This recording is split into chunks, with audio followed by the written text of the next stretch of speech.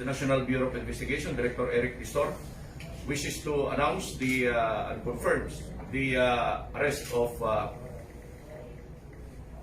Francis Leo Marcos. That's the name given to us in the booking sheet by the Computer Crimes Division under Chief Vic Lorenzo today in Quezon City. Mr. Francis Leo Marcos was arrested pursuant to a warrant of arrest issued by the Honorable Judge Aida Rangel Roque. The warrant is dated February 2018. This is in violation of Republic Act 8050 or the optometry law. We have other holdings and we are verifying the holdings of the NBI as against his involvement in other activities. There is also a warrant being verified. This one was filed by the NBI in 2006. The warrant issued for violation of the Anti-Human Trafficking and Persons Act.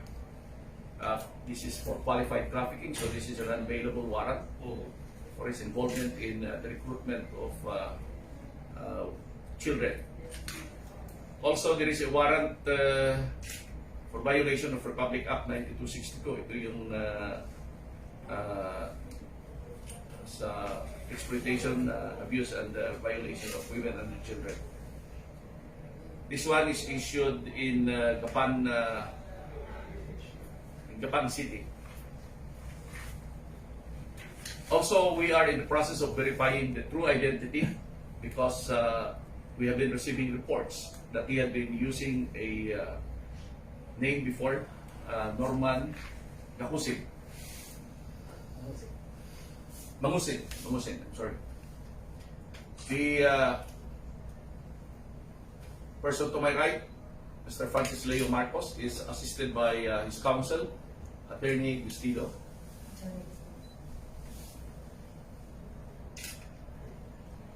And the arresting division is led by no less than the Chief Vic Lorenzo. The accused in the warrants, 3 warrants so far we have, is advised again of his right counsel, as he has counsel. He is assisted by counsel. He is also again advised of his right before the media, of his right to remain silent, and of his right to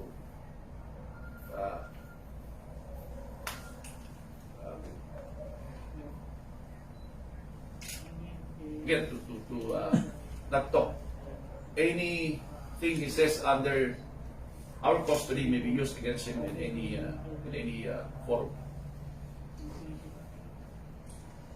Any questions?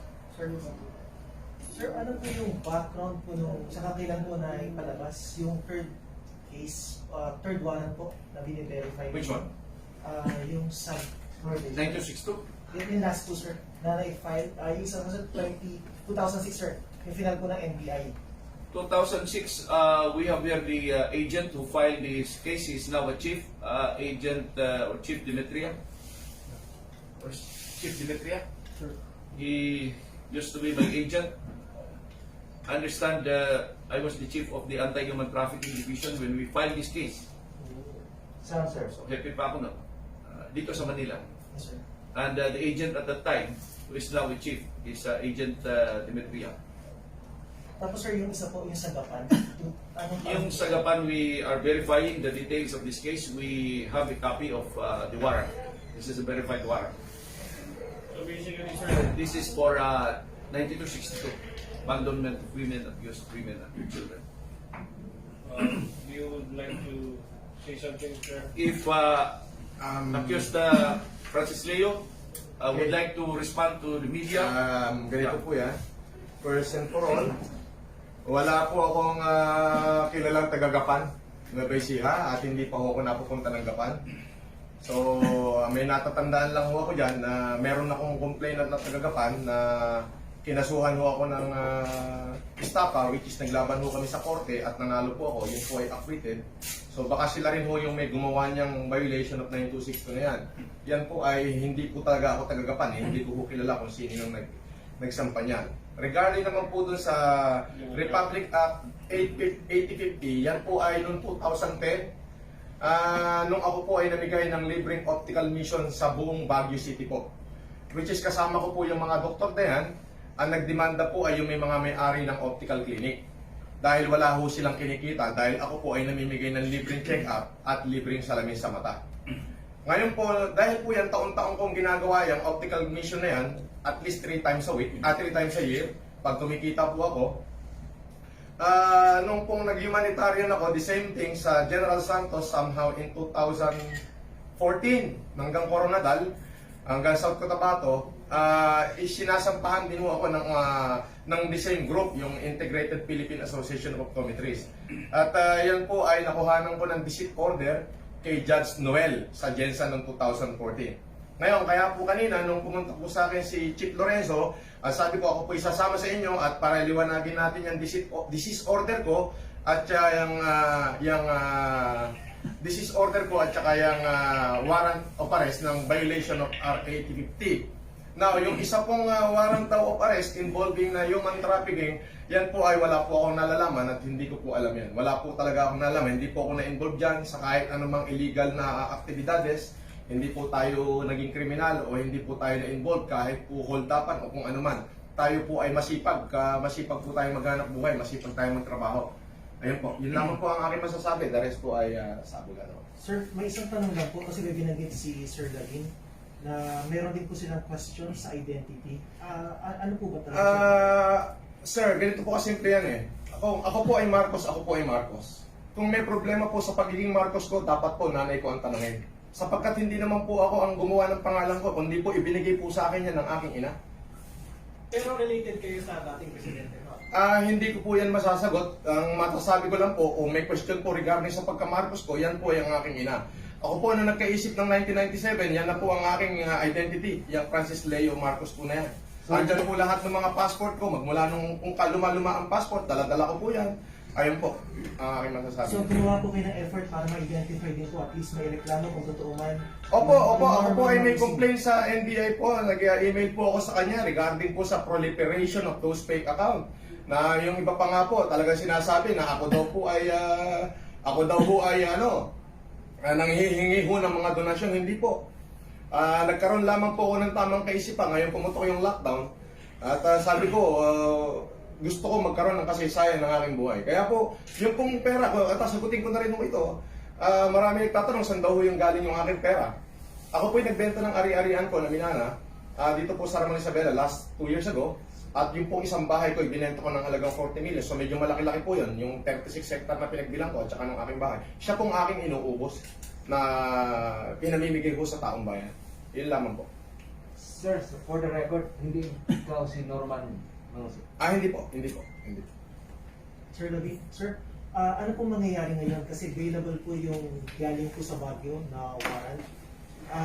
Pero meron po kayong mga verify po ng mga warrant against Mr. Marcos. Siya po ba i-release? We will serve these warrants on this person. So basically, nadidetain siya. Mag-detain siya, sir, Yes. for time being. And since sir, non-available po yung isang complaint until such time po na umabot po ito sa Until DOJ. such time that the warrant is either recalled, lifted, or there is a court order by the issuing court of the warrant. Okay. Okay, thank you. Thank you, sir. Anything more? Yun na po, No, sir. clear na siya. Sir, saan siya i-detain? Pwede ba Sa Marcos ikaw, ano? Dito muna for security reasons, we will have to take care of that. That would all depend now with the chief after consultation with us and the director. If we will be brought down to the jail, no? But we have some security considerations. Thank you, Okay. sir. Titingnan namin kung kasi may mga ibang high value detainees kami. Okay. So we will have to take that into consideration. Ano masasabi mo, Mr. Marcos, na ikaw ay ma-detain ngayon sa mga Yan po ay hindi ko po masasagot ngayon yan. Abogado ko na masasagot dyan. Ang masasabi ko lamang po ay yun po, talaga pong tayo napag-iinitan lamang po. Pero wala naman pong problema. Patutunayan po natin sa korte yan lahat ng mga allegation po na yan. Okay. Yun lang. Thank you po. Thank you. Maraming salamat. Thank you. Thank you.